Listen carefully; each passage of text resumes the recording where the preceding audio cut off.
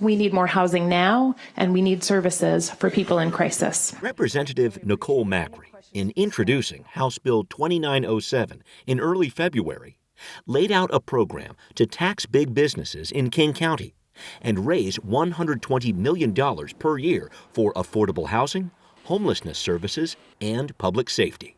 This bill represents a step in the right direction to a more progressive revenue system, and it is right-sized to address challenges at a regional level. A law allowing a county this taxing authority would be a first for our state. And it's also unique in that many big businesses, Microsoft, Expedia, and others, are in favor of it. Helping tackle local homelessness and housing affordability crises is core to our values as a company and as a workforce, and we're proud to support this effort and contribute to the solution. So, what's the problem?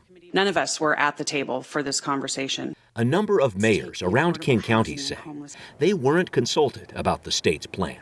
And some businesses want to make sure, if they're paying a state tax to help the homeless, that cities won't tag on their own tax as well. This regional solution should preempt local municipalities from imposing a similar fee, effectively double dipping the taxing of businesses in such municipalities.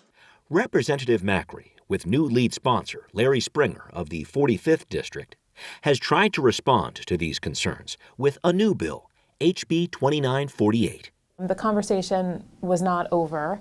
The new measure would raise $30 million more than the original plan, would exempt small businesses unless their gross receipts are above $3 million yearly, and would allow cities with populations over 60,000 to retain 0.1% of the revenue generated in that city. Seattle is not alone in its concerns. Yet with that nod toward the King County suburbs, Macri adds she would not support a bill that would limit the full ability of Seattle or other cities to enact their own local taxes for homeless services, a position she knows could impact how businesses will deal with this bill. Whether or not we lose the support of big business is to be determined. It's incumbent on all of us to do whatever we can to try to figure this out during this short legislative session. Paul Guppy says there's not much to figure out. We don't think that this tax is necessary in Seattle and King County. Guppy, Vice President for Research at the Washington Policy Center, says our region's hot economy is generating more than enough revenue for city and county governments. And so they have the resources, we think, to deal with the homeless problem if they would just be effective about it.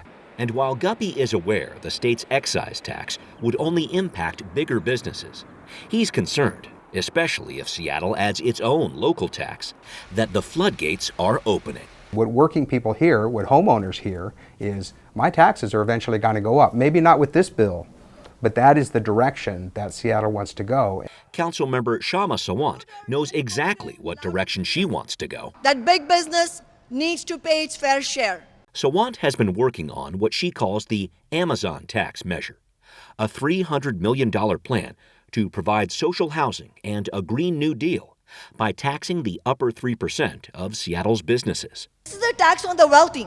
Sawant points to a recent report from McKinsey Consultants that says Seattle and King County need $450 million to $1.1 billion per year for the next decade to address homelessness, with House Bill 2948 promising $150 million per year.